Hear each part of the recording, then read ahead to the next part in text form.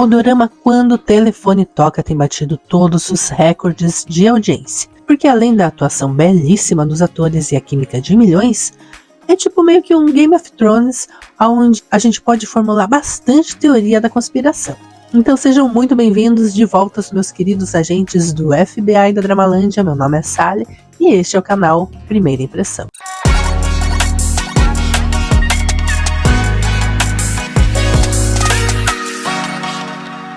Nesse vídeo nós vamos conversar com spoiler do episódio 7 e 8, com um detalhamento mais no 8, porque neste canal a gente compartilha as nossas primeiras impressões juntos. Lembrando que vocês têm acesso a informações exclusivas vindas diretamente aqui da terrinha dos doramas. Se você acabou de conhecer o canal, eu já peço para você se inscrever com o sino ativado e ver os vídeos anteriores que eu fiz a este dorama, e eu vou deixar os links na descrição. No episódio 7, de Quando o Telefone Toca, o Saon salva a Hee-ju do perigo, levando a sua hospitalização, e é um flashback que revela o acidente trágico quando ela era criança, levando ela ao silêncio como um mecanismo de enfrentamento daí para diante. Enquanto o pai de Saon distorce a narrativa para ganho político, Saon silenciosamente desvenda pistas sobre o sequestrador, suspeitando de uma conexão mais profunda com aqueles ao seu redor. E termina com aquela cura emocional da Hee-ju no parque, com fortes emoções, quando ela descobre que ele sabe sobre ela, que ela é a 406, mas que já perdoou ela. A cena que todos esperavam, o beijar-se, a pegada e a química de milhões. O episódio 8 regride um pouco no tempo, mas sempre naquela linha de continuidade, e mostra como Saon teve a ideia de levar a Hee-ju por parque de diversões, coisa que ela não ia desde o acidente de quando ela era criança. À medida que o relacionamento da Hee-ju e do Saon se torna mais íntimo, ela finalmente se oferece para entregar o telefone do sequestrador como evidência, e levam eles a um encontro emocionante, um pouco agridoce, em um parque de diversões na torre de Nansan. O episódio cresce com a Hee-ju confessando seu medo de decepcionar o Saon, culminando num beijo esperado mesmo com mistérios sombrios e novas suspeitas sobre Sang-woo, que está ali sempre na sombra. Cada núcleo dos personagens coloca uma pulga diferente atrás da orelha da gente. Depois Saon faz uma jantinha dizendo que o tempero dele é o amor, mas na verdade era um quentinho pronto, né? Eu vou fazer a receita dele e depois eu mostro pra vocês. Ele pede pra ela não se expor e ela depois esquece tudo do que ele pediu, e o meu marido fica, ó, brabo com ela. Mania de coreano de confiar demais em colega de escola, né?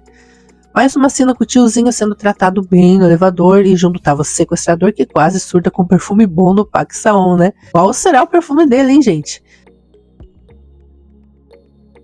Depois os pais do Saon escutam o noticiário e sabem que é o filho legítimo no retrato falado e vão dar uma entrevista. No caminho da entrevista, ele é abordado por repórteres, incluindo aquele antissistema que faz questionamentos, e chegam coroas fúnebres em protesto dizendo que o Paek Jang-woo, filho do Paek Yoon-yong, sabe o que Paek Saon fez. Um parênteses aqui é que essas coroas fúnebres para protesto infelizmente se tornaram comuns na Coreia. Primeiro foi para protestar contra o governo, mas agora organização de fãs de idol, se eles ficam indignados com alguma coisa, eles já mandam isso daí para protestos. Por exemplo, teve o caso até do BTS, do Suga, que eles fizeram isso com ele, coitado. Até hoje é uma polêmica, porque poderia ser enquadrado até como tentativa de homicídio esse tipo de coisa, né? Porque centenas de pessoas contra um jovem, por exemplo, isso poderia trazer consequências graves para os alvos dessa gente. Mas eles são entrevistados pela Yuri, e mesmo ela sendo protagonista, parece que tentam catar alguma coisa para ela fazer nesse dorama, né? A mãe do Saon acaba fazendo um apelo público ao seu verdadeiro filho, o Paek Saon. Na sua mensagem, ela pede pro Saon para se lembrar da sua promessa a ele de que ela sempre vai proteger ele. Mas em um flashback nós vemos que ela disse essas palavras pro seu filho verdadeiro sempre que ela trancava ele no porão. Ela dizia para ele que era pro seu próprio bem. Hee-ju tem um pesadelo onde ela não consegue ligar pro Saon. Inclusive eu tenho pesadelos iguais, né, com meu marido, mas nos meus sonhos nunca nenhum aparelho eletrônico funciona, e é aí que eu percebo que sonho é sonho, né? Ah, mas gente, voltando, Hee-ju vai olhar na cama do Saon, que pega ela de jeito, e decide tirar um dia de folga. Aí as cenas fofas deles juntos, Era tudo imaginação fértil da Hee-ju. E aí nós temos uma cena com a cachorrinha adotada do ator, que tem vídeo aqui no canal falando da história de adoção dela, e foi o debut da Rita, né? Mas ele recebe uma ligação urgente e no fim, no primeiro dia de folga dele, em 3 anos, onde ele trabalhou todos os dias, até fins de semanas e feriado, o seu auxiliar puxa-saco chama ele, mentindo para puxar ainda mais o saco dele.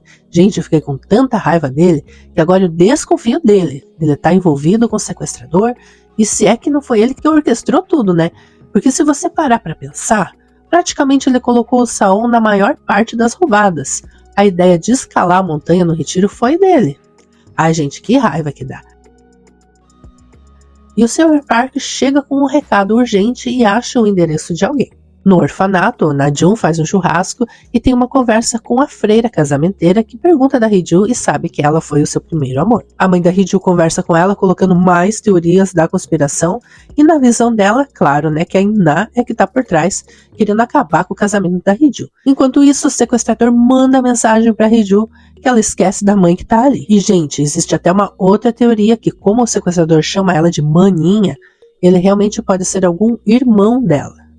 Eu acho que não, né? Mas é uma teoria que falam por aí. Nas mensagens, ele coloca em dúvida o caráter do Saon e ela recebe um vídeo enigmático. E no segundo seguinte, ela recebe uma mensagem do Na-jun.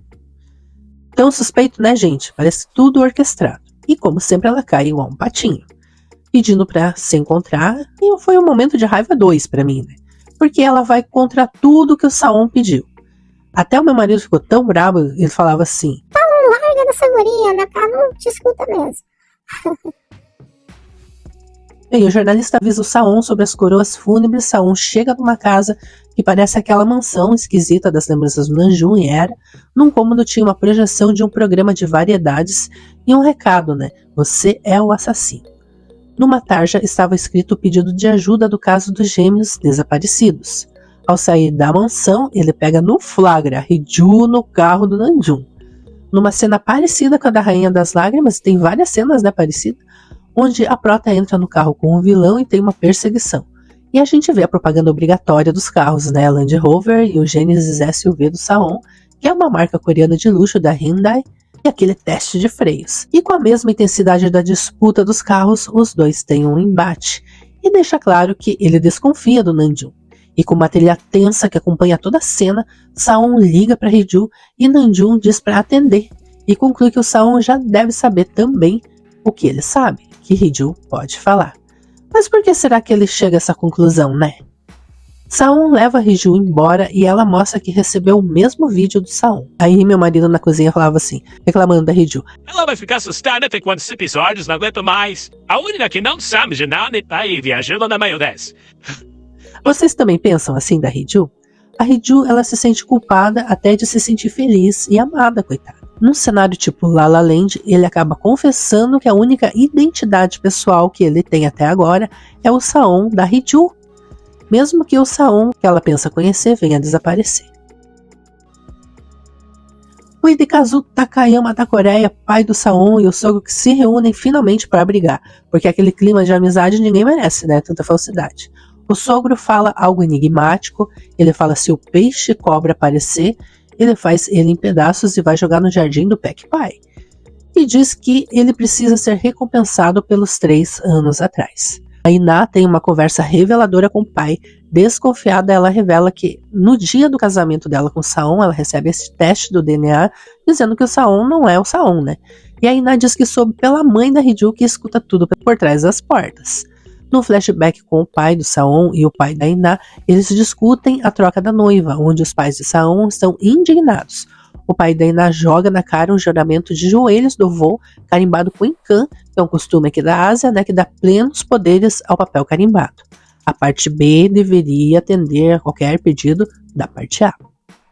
A In-na, ela confronta o pai com outro questionamento sobre o porquê ele parou de investigar o acidente dela quando criança. Alguém, será que obrigou ele a parar? Foi um acidente de carro ou foi um atentado? E tem um outro flashback do que parece ser o vô do Saon de joelhos na chuva e o pai da In-na com uma arma apontando para ele. Então isso conecta com o papel carimbado pelo vô do Saon e o pai conclui que o chantagista do Saon sabe sobre os 3, Saon, a Hee-ju e também sobre a Ainá. Mas o que a Ainá tem, né, para ser descoberto? A Hee-ju foi escalada para fazer um próximo evento com Saon. Saon tem uma coletiva com perguntas e respostas ao estilo Sonho de Faraó, né? Ele pede para os jornalistas para decifrarem o vídeo ameaça que ele recebeu. Como recompensa, ele vai dar uma entrevista exclusiva. Hee-ju, sempre amante da boa mesa, leva seus amigos, colegas, para um barbecue coreano. O auxiliar puxa-saco reclama da atitude de Saon e logo recebe uma importante ligação. E tem uma pequena cena do Namjoon dirigindo para um lugar no litoral e mostra na nave. E para ter certeza que ele está indo para o lugar de pesca, é o que está escrito na nave. Quem sabe coreano já está um passo à frente, né? Depois de tanta tensão e frustração, porque ninguém deixa o nosso casal favorito namorar em paz, tem a cena fofa deles no elevador namorando escondido. Ela tão delicada e ele tão bruto na língua de sinais. E depois a cena das fechadas da persiana, que foi hilária, né? Se tem esse ator, ele é selo de garantia de dorama bom. O auxiliar dá o recado do telefonema que diz: ele está vivo.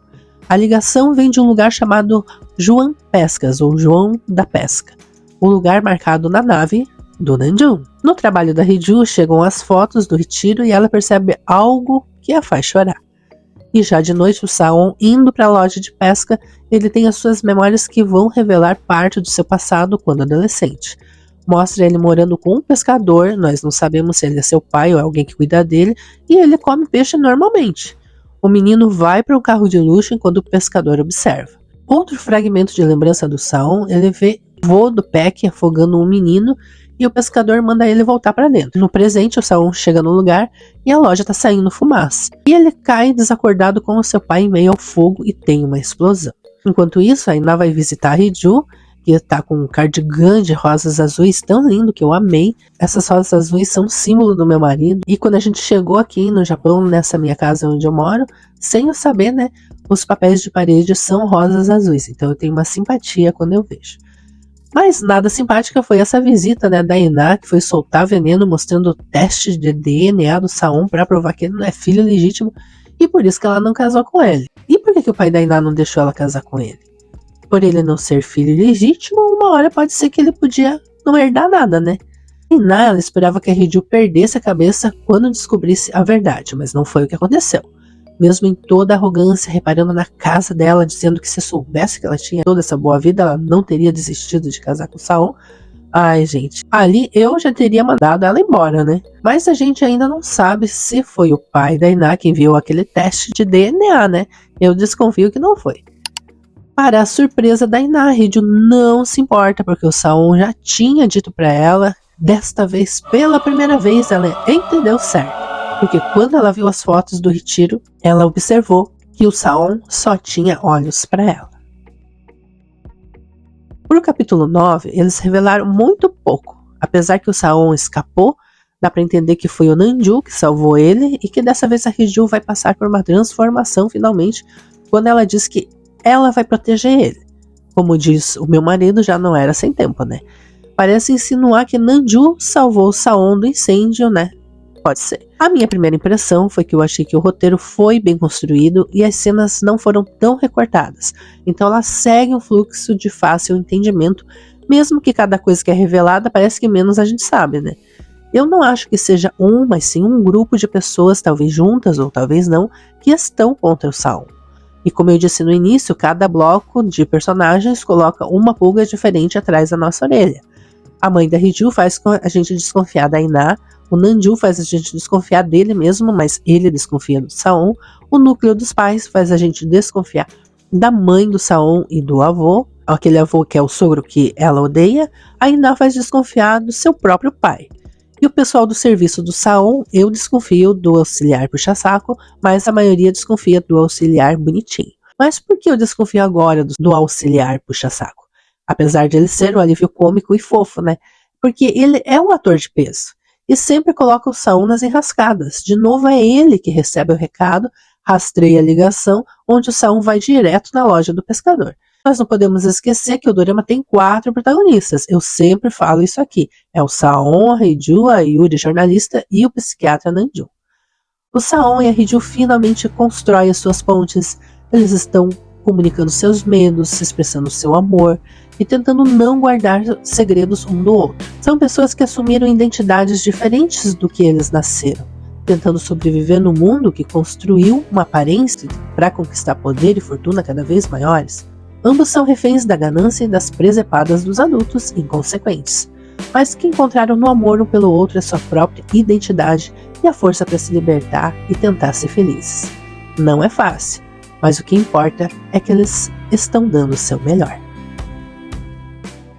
E eu também, gente, estou dando o meu melhor aqui no meu canal para vocês. Eu espero que vocês tenham gostado desse vídeo. Não se esqueça de curtir e de compartilhar bastante para fortalecer o canal. E eu aguardo vocês no próximo vídeo. Fiquem com Deus.